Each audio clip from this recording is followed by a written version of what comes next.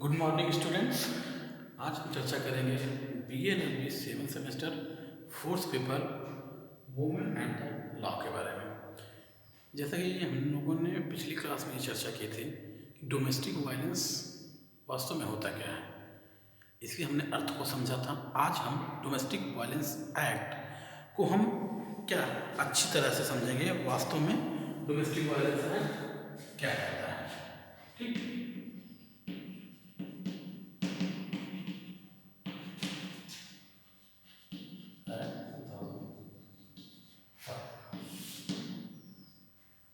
Domestic violence act में क्या क्या देखेंगे हम लोग। डोमेस्टिक वायलेंस एक्ट ऐसा क्या है, इसका पूरा फॉर्म क्या है, अच्छे से समझेंगे क्या है। प्रोटेक्शन ऑफ वुमेन एंड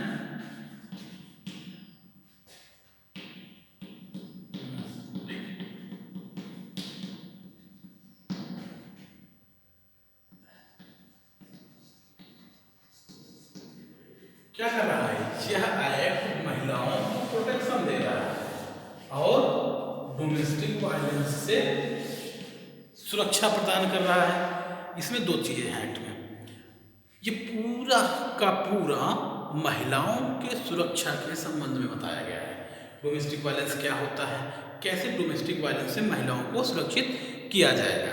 ठीक है, डोमेस्टिक वायलेंस के एक्ट को हम समझने के लिए हम टोटल पहले समझते हैं कि डोमेस्टिक वायलेंस में क्या क्या चीज़ें आती हैं। ठीक है, डोमेस्टिक वायलेंस में टोटल जब हम पढ़ना शुरू करेंगे तो टोटल 37 सेक्शन हैं। ठीक है, कितने सेक्शन हैं? 37 सेक्शन है। यानी कि डोमेस्टिक वायलेंस एक्ट में कितने हैं टोटल? 37 धाराएं हैं। ठीक बच्चों, कितनी धाराएं हैं? 37 धाराएं हैं। अब हम उसमें से कुछ सेक्शन देखेंगे वास्तव में क्या है। तो सबसे पहले इसका सबसे इंपॉर्टेंट सेक्शन जो है वो सेक्शन 3 है। ठीक, सेक्शन 3 है। सेक्शन 3 क्या डिफाइन करता है? डोमेस्टिक वायलेंस के बारे में बताता है। डोमेस्टिक वायलेंस वास्तव में होता क्या है। ठीक है, तो हम पहले अपने भाषा में समझते हैं, फिर हम इसे एज ए लीगल भाषा में समझेंगे। डोमेस्टिक वायलेंस का मतलब क्या है? किसी भी महिला को, ठीक है, किसी भी महिला को उसके घर में किसी प्रकार से आर्थिक, मानसिक, शारीरिक तौर से उसे प्रताड़ित किया जाने का अर्थ ही क्या होता है? डोमेस्टिक वायलेंस होता है, यानी घरेलू हिंसा। इसे क्या कहेंगे? घरेलू हिंसा। घरेलू में हिंसा कैसे प्रकार से हो सकती है? कैसे हिंसा हो सकती है घरेलू में? किसी को डांट कर, सही चोट लगाकर, या फिर कमेंट कर कर। इसी 3 प्रकार से होती हैं। यानी कि एक प्रकार से हम सकते हैं शारीरिक रूप से, मानसिक रूप से और आर्थिक रूप से। बार बार पैसे ला करके हमें दहेज नहीं दिया, ये नहीं किया, वो नहीं किया, इन सब चीज़ों के बारे में से जब कोई प्रताड़ना करता है किसी महिला को किसी घर में। अब इसमें हम कुछ डोमेस्टिक वायलेंस के सेक्शन 3 को देखेंगे। यानी अब किसी घर में, अब सबसे पहले हम समझते हैं घर में रहना। ठीक है, डोमेस्टिक जिसे कहेंगे, घरेलू क्या किसे कहेंगे, हम ये समझेंगे डोमेस्टिक किसे कहेंगे। ठीक है, डोमेस्टिक रिलेशन, घर में कौन रहेगा? सबसे पहले हम समझते हैं क्या है।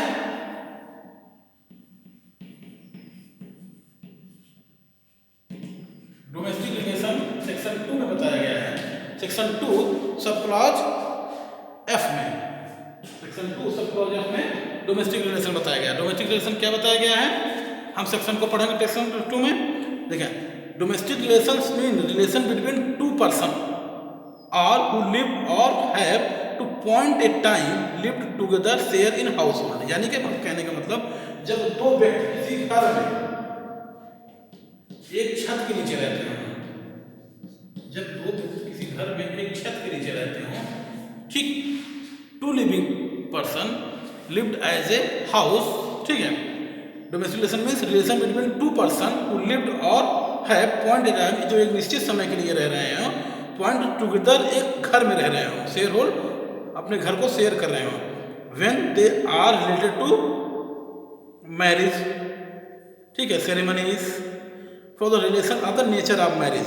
ठीक, यानी ऐसे घर में रह रहे हो जो किसी घर में शादी की तरह हो या शादी हो, ठीक, या शादी लग रही है, शादी की तरह लग रहा हो। शादी की तरह का मतलब क्या होता है? अब जैसे मान लीजिए, अब हम समझते हैं, मान लीजिए किसी के साथ कोई हस्बैंड एंड वाइफ शादी में रह रहे हो, शादी करके। गांव के लोग सब देखते होंगे, गांव या शहर में जिन्होंने शादी देखी है तो ये समझ जाएंगे हाँ ये पति पत्नी दोनों रह रहे हैं। मान लीजिए कोई दो पति पत्नी हो, शादी ना की हो, कहीं बाहर चले गए हो घर में रहने के लिए, लिव इन रिलेशनशिप जिसे कहते हैं, वो एक घर के नीचे रह रहे हो एक पति पत्नी की तरह, तो उसे क्या माना जाएगा? भले ही शादी ना हो लेकिन फिर भी वो क्या माना जाएगा? वो माना जाएगा कि वो एक लिविंग पर्सन, वो भी सेक्शन 2F में आएंगे, डोमेस्टिक रिलेशन में आएंगे, चाहे शादी हुई हो या ना हुई हो। लेकिन यदि वो पति पत्नी की तरह घर में रह रहे हैं, ठीक है, किसी तरह से उसमें शेयर कर रहे हैं, तो क्या माना जाएगा? वो एक लिविंग रिलेशनशिप में, वो डोमेस्टिक रिलेशनशिप से माना जाएगा। अब सेक्शन 3 हम देखते हैं। सेक्शन 3 को देखने के समय हमें क्या है, अब हम समझते हैं, ठीक, हार्म और इंजरी, ठीक, या कोई danger for the health safety life, ठीक है, या मेंटल और फिजिकल। इसी प्रकार देखिए हम समझते हैं इसको, एक इसको ले सकते हैं, डेंजर ऑफ द लाइफ, ऐसे बना लेते हैं, डेंजर ऑफ द लाइफ। इसमें क्या हो सकता है? डेंजर ऑफ द लाइफ में किस प्रकार से कर सकता है कोई हार्म इंजरी, ठीक है, harm, danger of the life में कैसे हो सकता है? कोई हार्म कर सकता है, हार्म इंजरी कर सकता है, ठीक है। कहने का मतलब यह है, कोई भी, पहला सेक्शन क्या बताता है? कोई भी पति पत्नी या एक घर में रहने वाली पति पत्नी में से, ठीक है, किसी महिला के साथ कोई इंजरी कर दी जाती है या कोई हार्म पहुंचाया जाता है या कुछ ऐसा किया जा सकता है जिससे उनका जीवन खतरे में हो, वो कैसा हो? वह डेंजर मेंटल और फिजिकली हो, ठीक, मेंटल और फिजिकली हो, ठीक है, ठीक, वो कैसा हो? ये सब कैसे हो? मेंटल और फिजिकल, मेंटल और कैसा हो? मेंटल और फिजिकल हो, जिसमें किस प्रकार की प्रताड़ना दी जा रही हो? मेंटल और फिजिकल में किस प्रकार की प्रताड़ना दी जा रही है? वो प्रताड़ना कैसी हो? Physical abuse, sexual abuse, verbal abuse, ठीक है, और इमोशनल एब्यूज, ठीक, फिजिकल एब्यूज,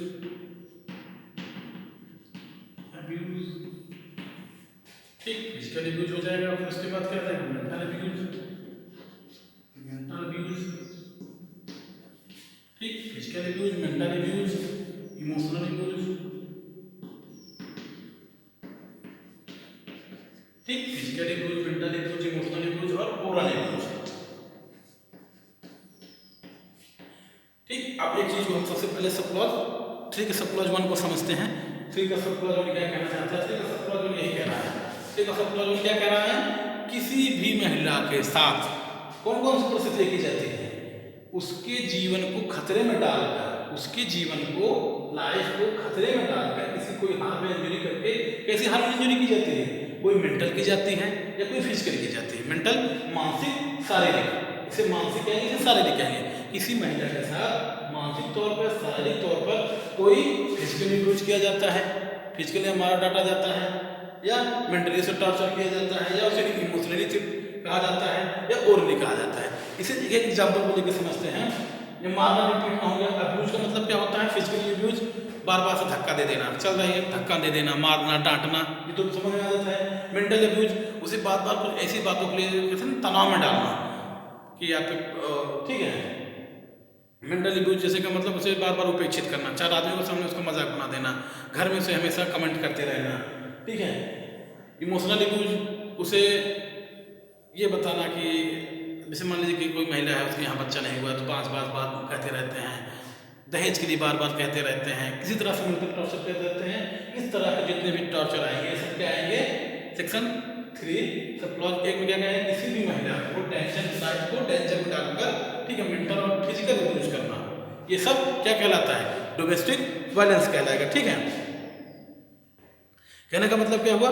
अब इसको हम समझते हैं, ठीक है। किसी व्यथित व्यक्ति को स्वास्थ्य की सुरक्षा और जीवन कल्याण को नुकसान पहुंचाता है, क्षतिग्रस्त करता है या खतरा पहुंचाता है, ऐसा करने का प्रयास करता है, जिसमें सम्मिलित क्या है, शारीरिक दुरुपयोग, यौन दुरुपयोग, ठीक है, मौखिक दुरुपयोग और भावनात्मक दुरुपयोग, ठीक, physical abuse, mental abuse, sexual abuse, और इकोनॉमिकल एब्यूज।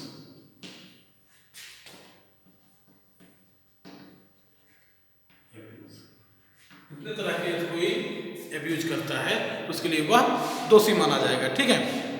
अगला क्या है, सेक्शन 3 सब क्लॉज ए में है, 3 सब क्लॉज ए में है। अब हम बी को समझते हैं। बी में क्या कहा गया है, harass, harm, injury, endanger in the arrived person with the view of corner her any other person related to the meet unlawful danger demand for the dowry and property valuable security, यानी dowry or any other valuable security, dowry, property, demand, ठीक। कोई person किसी महिला के साथ घर में रह रहा है, उस किस चीज की डिमांड कर रहा है, डाउरी, दहेज के लिए, इसे क्या कहेंगे, दहेज के लिए, संपत्ति के लिए, ठीक है, या किसी अन्य मूल्यवान प्रतिभूतियों के लिए कोई मांग करता है। कोई पति किसी घर में रहकर अपनी पत्नी से क्या क्या मांग करता है, उसी दहेज के लिए, संपत्ति के लिए, वैल्यूएबल प्रॉपर्टी के लिए मांग करता है, तो क्या इसमें आ जाएगा, वो भी क्या माना जाएगा, डोमेस्टिक वायलेंस माना जाएगा। डोमेस्टिक वायलेंस क्या माना जाएगा, डोमेस्टिक वायलेंस क्या माना जाएगा, कोई भी पति अपनी पत्नी से क्या डाउरी लेता है, कोई दहेज लेता है, कोई सिक्योरिटी लेता है, ये सब चीज उसमें माना जाएगा, ठीक है। आगे हम क्या है देखेंगे, ठीक। अगला क्या है, अगला है has the effect threatening a right person any other person relating to the conduct, ठीक।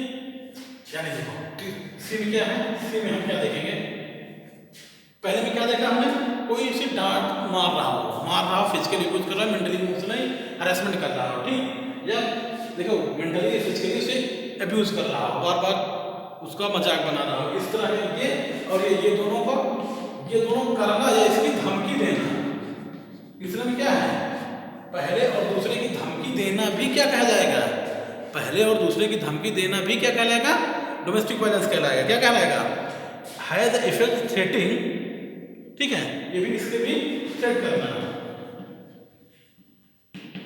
थ्रेटिंग फॉर सेक्शन 3A और B, यानी इस चीज की धमकी देना भी डोमेस्टिक वायलेंस कहलाएगा। किसका, इसका और इसका धमकी देना भी क्या कहलाएगा, डोमेस्टिक वायलेंस कहलाएगा। पहले ये चीज करना, क्या चीज करना, शारीरिक क्षति पहुंचाना या मानसिक क्षति पहुंचाना, दूसरा दहेज के लिए मांग करना या किसी मूल्यवान संपत्ति के लिए मांग करना, ये भी डोमेस्टिक वायलेंस कहलाएगा।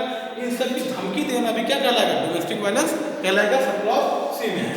सब क्लॉज डी में क्या देखते हैं, डी में क्या कहते हैं, पढ़ो, other injuries and cause harm whether the physical and mental A right person, कोई अदर इंजरी या अन्य क्षति, इसे कहेंगे अन्य क्षति, किसी प्रकार की कोई अदर इंजरी, ये सब क्या कहलाएगी, ये सब क्या कहलाएगा, डोमेस्टिक वायलेंस कहलाएगा। डोमेस्टिक वायलेंस सब क्या कहलाएगा, पहले दो चीज समझ सकते हैं। सबसे पहले मेंटल और फिजिकल हेरासमेंट करना, ठीक है, मेंटल फिजिकल हेरासमेंट करना, सेक्सुअल अब्यूज करना, आर्थिक अब्यूज करना, पैसे के लिए बार बार परेशान करना, या कुछ कमाई कर रहा हो, कोई महिला इनकम कर रही है उसका छीन लेना, तभी प्रकार के महिलाओं को शोषित करने के लिए प्रयास किए जाते हैं, इसमें करना, या फिर दहेज के लिए मांग करना, कोई संपत्ति के लिए मांग करना, या अन्य महत्वपूर्ण प्रतिभूतियों के लिए मांग करना, डिमांड करना, उसके भी क्या होगा, वो भी डोमेस्टिक वायलेंस माना जाएगा। और इन दोनों की धमकी भी देना डोमेस्टिक वायलेंस कहलाएगा। और अन्य या कोई अन्य चीजें करता है तो वो भी किसमें आ जाएगा, डोमेस्टिक वायलेंस माना जाएगा। ठीक है, हमने देखा हमने डिफिनेशन देखा डोमेस्टिक वायलेंस किसे कहते हैं। ठीक, डोमेस्टिक वायलेंस। अब हम समझते हैं दुरुपयोग, एब्यूज का मतलब क्या होता है। एब्यूज जो एक्सप्लेनेशन दिया गया है, एक एक शब्द को समझाया गया है। देखो सबसे पहले हम जैसे हमने क्या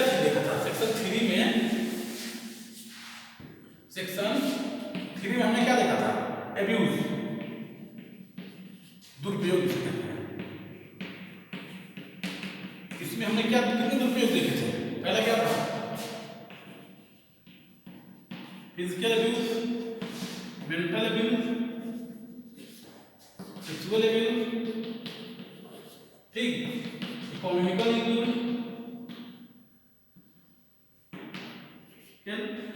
ठीक ठीक। अब एक चीज को समझते हैं, देखो ठीक।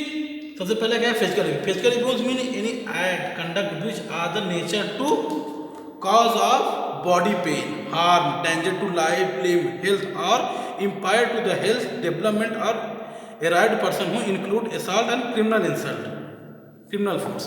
यानी कि फिजिकल अब्यूज में किसी भी प्रकार का दंड के रूप में प्रयोग करना, चाहे मारना, पीटना, धम, ठीक है, मारना, पीटना, क्रिमिनल फोर्स यूज करना, ठीक है, harm, injury, it's mean criminal use of criminal force, use of criminal force, ठीक। मेंटल अब्यूज में क्या आ जाएगा? मेंटल अब्यूज में आ जाएगा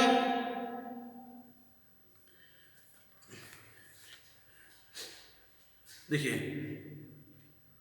that's mean any includes humiliation, calling, traditional. कहने का मतलब यह है, इसमें क्या आ जाएगा? अपमान, हंसी उड़ाना, तिरस्कार करना, गाली देना, ठीक है, या संतान या लड़का नहीं हो रहा है तो उसके बारे में बार बार अपमानित करना, सब मेंटल अब्यूज में है। मेंटल अब्यूज जिसे हम ओरल अब्यूज भी कहते हैं, बार बार चिढ़ाना, बार बार मजाक उड़ाना, ये सब चीजें करना, ये किसमें आ जाएगा? मेंटल अब्यूज में आ जाएगा, ठीक है। अब हम समझते हैं आर्थिक इकोनॉमिक अब्यूज का मतलब क्या होता है? कोई भी deprived person also economic financial resources which is arrived person who intended under the law custom payable to under court। कहने का मतलब कोई संपत्ति मान लीजिए है, कोई संपत्ति है महिला के पास, उसको बार बार उसको लेकर ताने मारना, आप किसी माने की संपत्ति के नाम पे है, महिला के नाम पे कोई संपत्ति है, उसके लिए बार बार ताने मारना, आप हमको दे दो दे दो दे दो, अन्य प्रकार की कोई प्रताड़ना करना, वो सब क्या आएगा? इकोनॉमिकल अब्यूज में आएगा, ठीक है। अभी हमने क्या समझा? अभी हमने डिफिनेशन समझा डोमेस्टिक वायलेंस की। अब हम समझते हैं डोमेस्टिक वायलेंस आखिर में होता क्या है। ऐसे मान लीजिए कोई हो रहा है डोमेस्टिक वायलेंस, तो कौन कौन इन्फॉर्मेशन कौन दे सकता है, क्या कैसे कर सकता है, ठीक है। इसके लिए चैप्टर 2 आता है, सेक्शन 4 इसमें आता है, सेक्शन 4, ठीक। सेक्शन 4 में क्या बताया गया है? इन्फॉर्मेशन टू प्रोटेक्शन ऑफिसर और एक्सक्लूजन और लायबिलिटीज ऑफ द इन्फॉर्मर, ठीक। अब इसमें क्या किया गया है? इंफॉर्मेशन आप किसको देंगे? सेक्शन 4 में कहा गया इंफॉर्मेशन कौन देगा, किसको देगा, कौन देगा और किसको देगा, इस चीज को समझते हैं, ठीक। सेक्शन 4 में यही बताया गया है कि किसी घर में यदि किसी व्यक्ति को सद्भावना पूर्वक या लग रहा हो कि उस घर में कोई डोमेस्टिक वायलेंस, ऐसा कुछ जो हमने सेक्शन 3 में पढ़ा, इस प्रकार का कोई एक्ट यूज हो रहा है, तो कोई व्यक्ति XYZ कोई भी सद्भावना पूर्वक इंफॉर्मेशन किसी पुलिस थाने में, ठीक है, किसी इंस्पेक्टर को दे सकता है, ठीक है। प्रोटेक्शन ऑफिसर जिसे कहा जाता है, any person who has the reason to believe act domestic violence has been to committed given information about the concern protection officer. यानी किसी भी व्यक्ति को कोई भी ऐसा लग रहा है कोई वायलेशन हो रहा है, तो वह अपने नजदीकी के पुलिस थाने पर क्या हो जाएगा? वो इंफॉर्मेशन दे सकता है। किसको देगा? कोई भी एनी पर्सन किसको देगा? प्रोटेक्शन ऑफिसर, यानी कि पुलिस थाने में, पुलिस में समझ लीजिए, पुलिस में एनी पर्सन, ठीक। एक चीज हो गया, मान लीजिए ए है, ये बी का घर है, बी में ये बी का घर है, ये ए का घर है, ये बी का घर है, बी में इनके हस्बैंड एंड वाइफ है, हस्बैंड एंड वाइफ। ए को ये लगता है कि घर में कोई मारपीट हो रही है, लड़ाई झगड़ा होता है, ये यहाँ पे इंफॉर्मेशन दे देते हैं। जब पुलिस आती है, चेक करती है, यहाँ पे क्या कहता है, यहाँ पे कुछ भी नहीं हो रहा है, लेकिन ए को ये लगा कि घर में कुछ हो रहा था, इसके लिए इन्हें कोई जिम्मेदारी, दायित्व, लायबिलिटीज नहीं मानी जाए, क्योंकि इन्होंने सद्भावना पूर्वक ये कहा था। सेक्शन 4 सब क्लॉज 2 में यह कहा गया है कि कोई भी पर्सन यदि कोई सद्भावना पूर्वक कोई चीज को बता देता है, घर में यदि डोमेस्टिक वायलेंस हो रहा है, डोमेस्टिक वायलेंस ना हो रहा हो, तो उसके लिए वो दिन नहीं माना जाएगा, ठीक। समझ में आ गया, ठीक है। अब मान लीजिए कोई ए गए, प्रोटेक्शन ऑफिसर को हम सी मान लेते हैं, ए गए, इन्होंने यहाँ बता दिया, इनके यहाँ हो नहीं हुआ, तो तो क्या होगा, ये पूरी तरह से मुक्त हो जाएगी। लेकिन जब सी गए, सी घर आया, देखा इन्होंने इनके यहाँ डोमेस्टिक वायलेंस हो गया, डोमेस्टिक वायलेंस हो गया। तो जब डोमेस्टिक वायलेंस हो गया, सी की क्या ड्यूटी होगी, सी क्या क्या करेंगे, इसके बारे में चर्चा हम अगली क्लास में करेंगे। ठीक है, अभी क्या देखा हमने, एक लगा किसी घर में डोमेस्टिक वायलेंस हो रहा है, वो जाके सीधे बता देंगे पुलिस ऑफिसर को, चाहे हो रहा हो या ना हो रहा हो रहा हो तो पुलिस अपनी कार्रवाई करेगी, नहीं हो रहा हो तो उनके लिए उसको दायित्वहीन नहीं किया जाएगा। ठीक है, तो पुलिस अपनी क्या कार्रवाई करेगी, इसके बारे में प्रोटेक्शन ऑफिसर में क्या क्या पावर होगी, क्या क्या ड्यूटी होगी, कैसे काम करेगा, इसके बारे में हम आगे में चर्चा करेंगे। Thank you.